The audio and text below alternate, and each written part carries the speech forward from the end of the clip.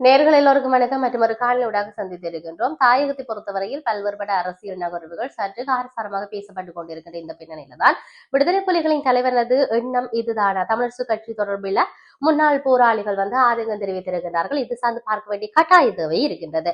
தமிழீழ விடுதலை புலிகள் அமைப்பினுடைய தலைவர் பிரபாகரன் கையை காட்டியது வீட்டு சின்னத்துக்கு அல்ல, மாறாக ஒரு கூட்டணிக்கே என்று முன்னாள் போராளி ஒருவர் தெரிவித்திருக்கிறார். முன்னாள் போராளிகள் சிலருக்கும் இலங்கை தமிழரசு கட்சியின் தலைமை உறுப்பினர்களுக்கும் இடையிலான கலந்துரையாடல் ஒன்று முன்னாள் போராளிகள் சிலரில் ஏற்பாட்டில் கிளிநொச்சி கூட்டுறவாளர் மண்டபத்துல இந்த நிகழ்ச்சி இடம்பெற்றிருந்தது. இதன் போது கட்சியின் பொதுச் செயலாளர் பல்வேறுபட்ட கருத்துக்களை அங்கு சொல்லி இருந்தார். அதுல போராளிகளை பிளவுபடுத்தியவர்களில் நீங்கள் முன்னிலையில் இருக்கின்றீர்கள்.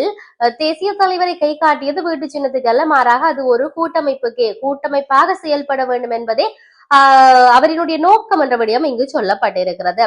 இதுவே உண்மையான விடயம், இதனை நான் ஏற்றுக்கொள்கிறேன். தற்போது ஸ்ரீதரன் எம்பியை கட்சியிலிருந்து வெளியேற்றுவதற்கான தேவை என்ன?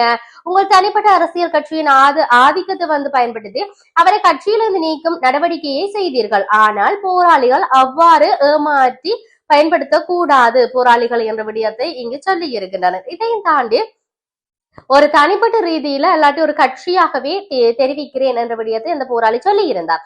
நீங்கள் தமிழ் தேசியத்தை அளிக்கின்றீர்கள் என பல குற்றச்சாட்டுகளை முன்வைத்திருக்கின்றீர்கள் என்ற விடயத்தையும் இங்கு அவர் சொல்லி இருப்பதை பார்க்கக்கூடியதாக இருக்கிறது. இது இவ்வாறு இருக்கின்ற பொழுது இப்பொழுது இலங்கையில என்ன நடக்கிறது என்ற கேள்வி இருக்கிறது. இஸ்ரேல், அமெரிக்கா, ஈரானுடைய இந்த போர்களுக்கு பிற்பாடு அதிக அளவிலாக இலங்கையில புது புது நிபந்தனைகள், புது புது மாற்றங்கள், புது புது சலுகைகள், அதுபோன்று இருக்கக்கூடிய சலுகைகள் அற்றுப்போகிற நிலை ஒரு சிக்கலான ஒரு வட்டமாக இருக்கின்றது.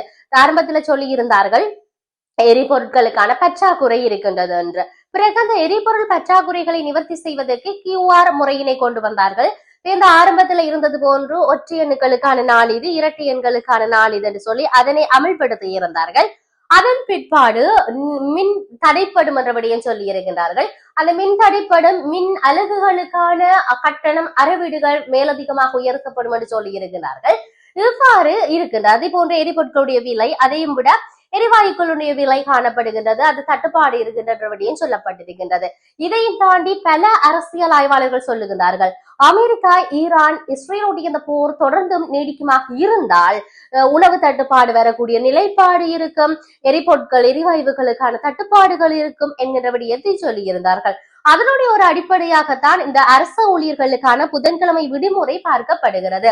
இதையும் தாண்டி நாங்கள் பார்க்கின்ற பொழுது உண்மையிலேயே உணவினுடைய விலைகள் உயர்ந்திருப்பதை பார்க்கக்கூடியதாக இருக்கிறது. பேருந்து கட்டணங்கள் அதிகரிக்கப்பட்டிருக்கின்றது. இவ்வாறு தொடர்ச்சியாக அனைத்து விதமான விலை உயர்வு என்பது கூடிக்கொண்டு இருக்கின்றது. நாட்டில தேசிய மக்கள் சக்தி ஆட்சிக்கு வந்ததின் பிற்பாடு சில பொருட்களுக்கான விலைகள் குறைந்திருந்தது, ஆட்சியினுடைய மாற்றம் என்று சொல்லியிருந்தோம். பேருந்து இப்பொழுது இந்த விலைகள் எல்லாம் முன்னர் இருந்தது போன்று எல்லாம் சடுதியாக அதிகரித்திருக்கிறது. பேக்கரி வகைகளுக்கு 10 ரூபாயினால் கூட்டப்பட்டு இருக்கின்றது. பேருந்து கட்டணங்கள் இன்னொரு பக்கம் கூட்டப்பட்டு இருக்கிறது. இப்படி தொடர்ச்சியாக விலை ஏற்றங்கள் இருந்தால் மக்களுடைய வாழ்வியல், அதாவது அன்றாடம் தங்களுடைய வாழ்க்கையை கூட நடத்துகின்ற மக்கள் எப்படி வாழ்வார்கள் என்ற கேள்வி இருக்கிறது. இப்பொழுது ஆட்சியில் இருக்கக்கூடிய தேசிய மக்கள் சக்தியினுடைய தலைவரை பார்த்து கேட்கின்றார்கள், ஜனாதிபதியை பார்த்து கேட்கின்றார்கள், இதனுடைய அடுத்த கட்ட நகர்வு என்ன? உங்களுடைய ஆட்சி இதுதானா? இருக்குன்னு சொல்லிட்டு கடைசியில இல்லை என்று சொல்லி கைவிரிக்கின்ற நிலைப்பாடு இருக்கிறதா என்ற கேள்விகள் இருக்கிறது. இருப்பினும் NPP அரசாங்கம் இதுக்கு என்ன செய்ய போகிறது? அருள்குமார் திசாநாயகர்கள் என்ன நடவடிக்கை எடுக்க போகின்றார்? அவருடைய ஆட்சியில் எவ்வகையிலான மக்களுக்கு நன்மை பயக்கக்கூடிய விடயங்கள் நகரப் போகின்றது. இல்லாட்டி மேலும் ஊரடங்கு சட்டம் போடுவதற்கான அவ்வாறான ஒரு விடயம் இருக்கின்றது என்ற விடயம் சார்ந்து கூட சமூக வலைத்தளத்துல பலவிதப்பட்ட தகவல்கள் வருகின்றது. ஊகங்களாக பல விடயங்கள் வெளிவந்து கொண்டிருக்கிறது. இவை எல்லாம் மக்களுக்கு அச்சுறுத்தலை உண்டு பண்ணுகின்றது என்ற விடயத்தை நாங்கள் சொல்லக்கூடியதாக இருக்கிறது.